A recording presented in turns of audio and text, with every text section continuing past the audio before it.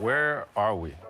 So this is our studio where we shoot our sitcoms and our game shows and our court shows. It's something that's really durable and flexible, and we're able to swap, sets in and out. So this is Mr. Box Office. Over here we have our comedy game show, Funny You Should Ask.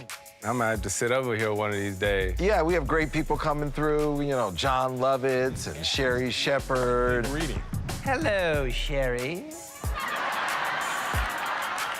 It's great. I mean, you just want to have a place where when you have ideas, you can immediately put them up. I mean, this is our factory. This is our content factory. And, Henry Ford 100 years ago, he's got a factory and he's coming out with his Model T or he's coming out with his Mustang. Same thing. So everything in-house, you control what it looks like. That's right.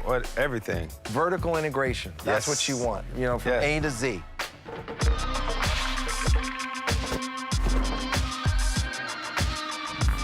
Yo, what's happening?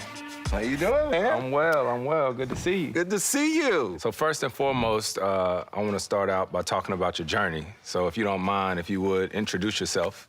I am Byron Allen. I was born April 22nd, 1961 in Detroit, Michigan, the great Detroit, Michigan. My mother got pregnant with me when she was 16 years old. Wow. A little black teenage girl in Detroit, Michigan in 1961, having this little black baby, you probably wouldn't expect much. Right. But thank God we're in America, and I was really fortunate. My mother is not only beautiful, she's brilliant, and we came out here to Los Angeles, and we ended up staying.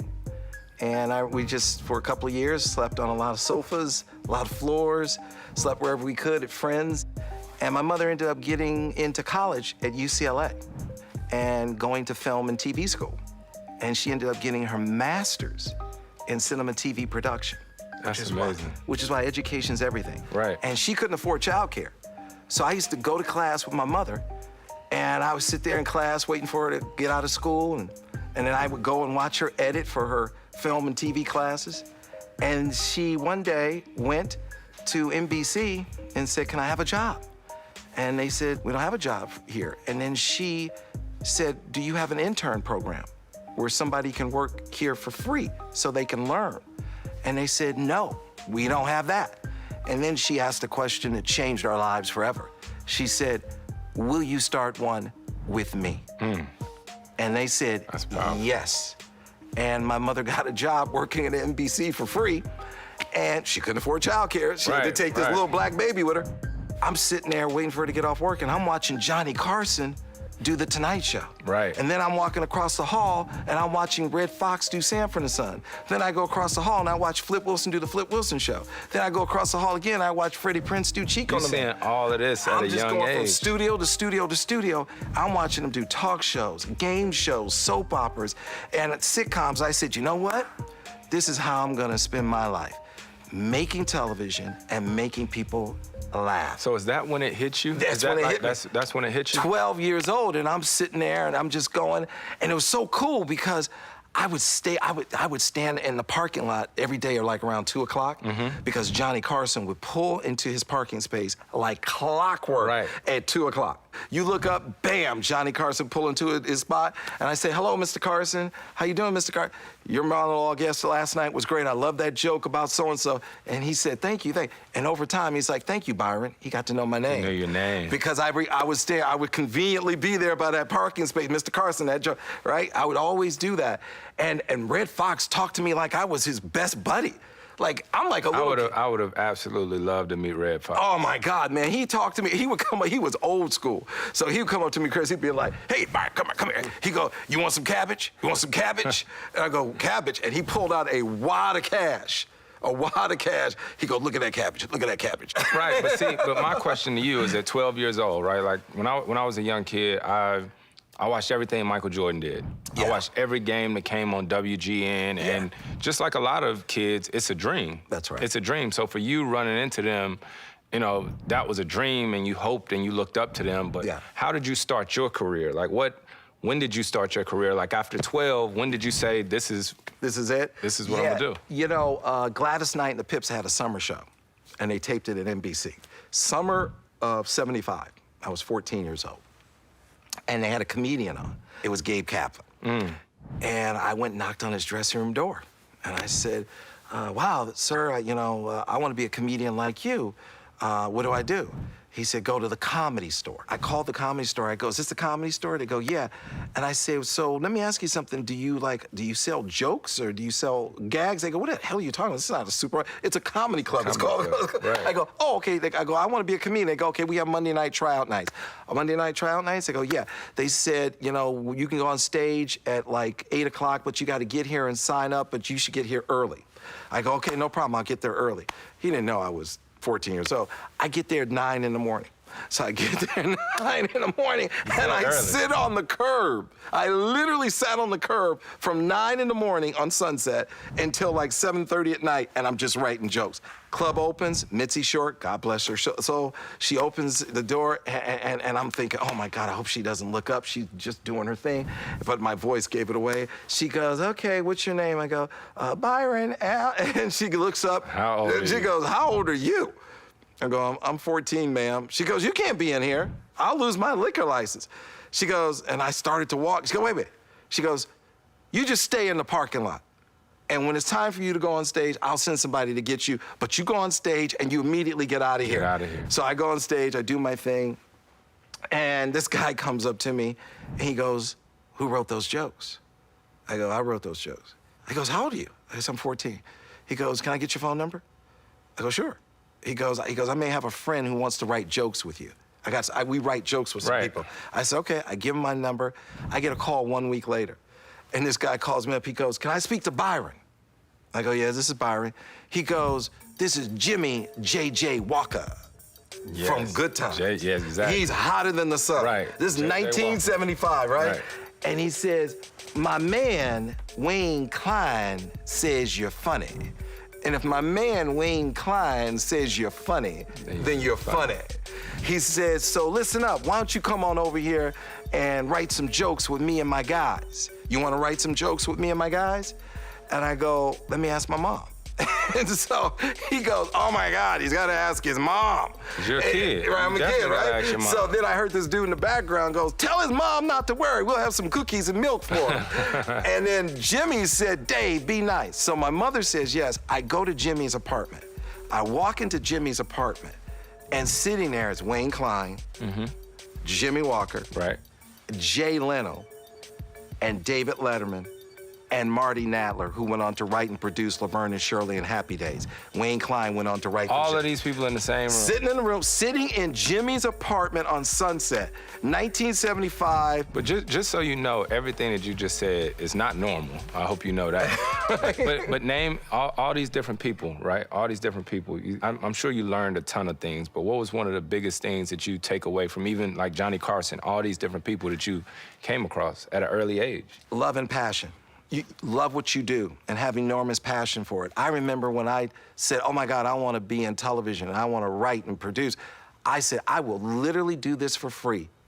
I literally will do it for free. That's how I feel about basketball. That's it. When you feel that way, then everything else is, the moment you find what you want to do and you love it is the moment, in my mind, you become successful. Obviously, the different things at an early age impacted you, but I think one of my biggest questions for you, because you were a writer, a performer, when did it change for you when you said the business side? You know, I realized early on, it's not show business, it's business show. Juxtapose those two words, and now you can do all the shows you want. Learn the business side. A lot of people show up, they want to be Elvis. Nah, you gotta show up, you gotta be John D. Rockefeller. Were you learning that the whole time? You know what happened? I was in a negotiation, and it didn't go well on a show that I was hosting. And I didn't like the feeling, because it was like they were determining my value, my worth, and I felt I was worth more. Right. And I decided, you know what? I'm gonna learn the business. And so I went to my first television convention in January of '81. And in January of '81, I was 19 years old. I developed some of my best relationships going, just showing up.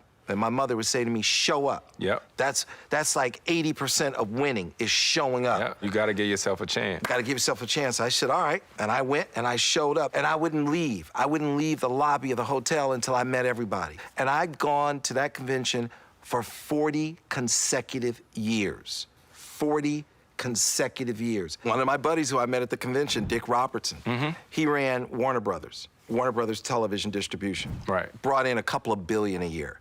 So I'm out at his beach house in Malibu, and we're out on his deck, and we're looking out at the ocean, drinking lemonade, and he's got a couple of labs, and I'm petting the labs, and he just casually says to me, yeah, you know that television show, that once-a-week, one-hour TV show that we syndicate called HBO Comedy Hour, where they would take comedians doing their specials? He goes, I gave that show to a friend of ours. I go, why'd you give that show to a friend of yours? He said, because that's a once-a-week show that only brings in $10 million a year. And he says, and I have my salespeople going out on the road to do the first cycle of Friends. And I expect them to come back like with $1 billion. And I don't want them, he said, quote, messing around with a once-a-week show that only brings in $10 million a year. And you was like, And I said, wow, okay. And I went home, and the next day I started my company from my dining room table selling a once-a-week, one-hour show, chasing a once-a-week, one-hour show that could bring in $10 million a year. And I was like, I'm gonna take studio crumbs and I'm gonna make a gourmet meal. How has it been with family and friends over the years, like as far as support, going from one stage of your career to the next? You know, it's so funny. Johnny Carson said, you know, what happens is, you know, when you start to have success, he goes, you don't change, the people around you change. And so I learned early on, okay, I gotta go the extra mile, make them comfortable. I gotta let my friends know I love you, I appreciate you, nothing's changed. As a matter of fact, you coming with me. I'm not leaving you behind. You're a part of this. You know, I have a family-owned company. My mother's office is next door to my office. You knock on the wall, you're knocking on her wall, right? Wow. So my uncle is my chief operating officer. People don't know he's my uncle because I don't normally broadcast that. Right. So I love my family. And I've even said to you, right? And I say to my kids, my 3 kids, I said, you know, look, I need you to get that education because I want you to come hang with Daddy. You know, I want you to be here at the office with me. I want us to build legacy wealth. Now, just in case you're not feeling it, then I get it. Then I'll just take the company public and, you know, you guys sit on the board if you don't want to run it, whatever. But it's about building legacy wealth. I just have to ask you, what is the most memorable thing in your business career? I'm sure there's a lot, but I'm just saying, like, what's one thing that you was like, wow, like I'm happy this happened? The big moment for me was buying the Weather Channel. And the reason why that was a big moment is because quite often as African-American entrepreneurs, we're in the Negro Leagues. And there's nothing wrong with the Negro Leagues. But the one thing I've always wanted to send to all these young black kids, an image of the global leagues. We don't just do business in our neighborhood. We do business in every neighborhood. No, that's real. That's real. When I saw that, I was like so happy for you. You know, like that's a big deal. Thank you. It's the first time an African-American has owned a mainstream cable network. It was the #1 cable network last weekend.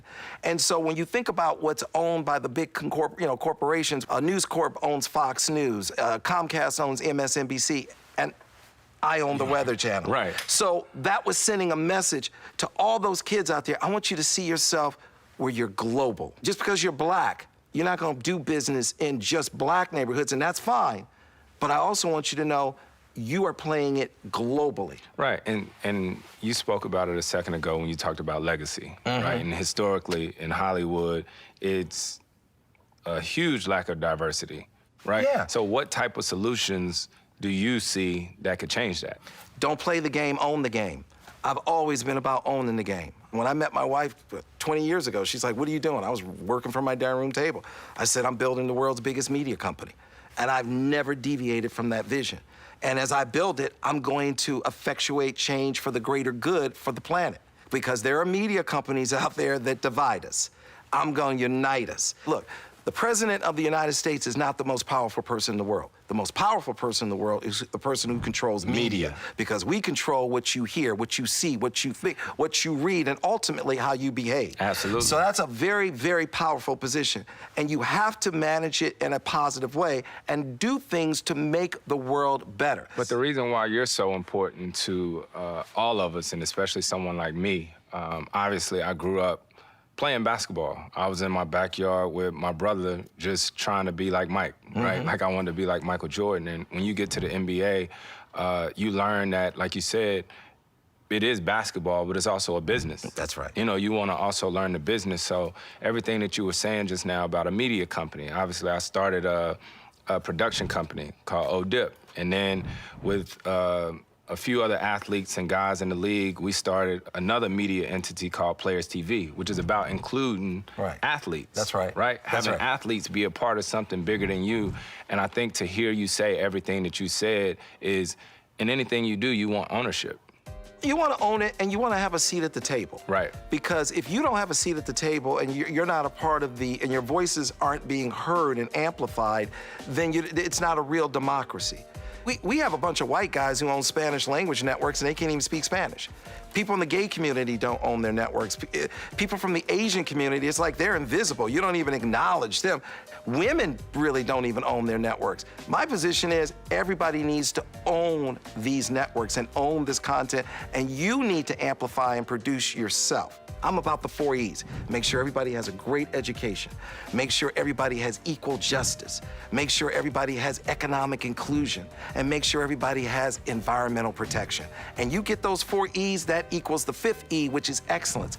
If you're successful, I'm successful. Your success is my success. My success is your success. How do you know what business risks to take?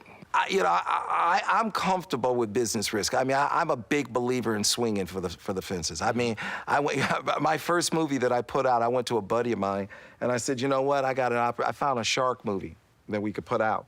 And I said, I need $30 million. I said, I'll put up 15 million, you put up 15 million, but I need you to understand something. You're probably gonna lose your 15 million. You're gonna lose every last penny of this money. But I'm gonna lose my 15 million next to yours. And my friend said to me, is that your pitch? I go, yeah. I said, I'm just telling you the truth. That's my pitch. He goes, that is the worst pitch I have ever heard in my life. He goes, you got my 15 million. So he put down 15 million, I put down 15 million. We put out this shark movie, ended up being the biggest independent movie of the summer. We did over 44 million at the box office, and we still laugh about it. That's a heck of a story. He said, everybody who's ever come to me and pitched, they always said I was gonna make a bunch of money. You just told me the truth and said I was gonna lose it all, and here we made all this money. I go, I honestly could not tell you we were gonna have one person buy one ticket, but I could tell you I would lose money side by side with you. That's a heck of a story. And I'll tell you this, I mean, learning everything has been unbelievably amazing. But one question I always like to ask. Sure. This may be just a personal aspect for me, but anytime I find out someone has kids, right? Yeah. For me, because I don't have all the answers, I always say if someone had a book on raising kids, then they're lying. That's right. Because everybody is different. That's right. But one of the things that I've sort of seen or always noticed is that I feel like your kids will be raised with a different level of privilege than maybe you did. That's right. So being the way that you were brought up, you know, in a very moderate family, I know I was too. How do you make sure that you keep your kids grounded and at the same time keep them motivated? Oh, I'm good at reminding them, this is my money, not yours. Right, yeah. I want you to know, don't get too comfortable. Exactly. You know, so, you know, my kids, they know they are privileged and they're blessed, but they're not spoiled. Mm-hmm. And that is, you got to work that. But the main thing is I wanted my kids to be happy, healthy, and have empathy. And my wife, credit goes to her. She does an amazing job with our kids. I would take our kids to school. I remember taking our 3-year-old daughter to school, and I remember her saying to me, Daddy, I see another homeless person. Daddy, I see another homeless person. She said, Daddy, why aren't we stopping to help them? And I started crying because I realized, what was it about me that I turned off my empathy button and acting like I didn't see that? And it took this little 3-year-old girl to turn it back on. I said, you're right, and we are gonna help them. But they want to help, they want to lean in. And I love that. They have that compassion, and that is so important. Everything else we can help with. We'll make sure you go to the best schools, we'll make sure you're educated, but more importantly, intelligent. There are a lot of people who are educated, but they're not that intelligent. So we'll make sure you're going to be a great contributor to this world. Yeah. That's all I want. Yeah, that's the biggest job that we have. You know, that's bigger than any shot that I could ever make, any game that I could ever win, and I bet for any business deal that you could ever do. And that's how I'm playing it. So listen, I cannot say thank you enough for all the knowledge that you just shared with me. I appreciate you. You got it. All right? Thank you, baby. All right.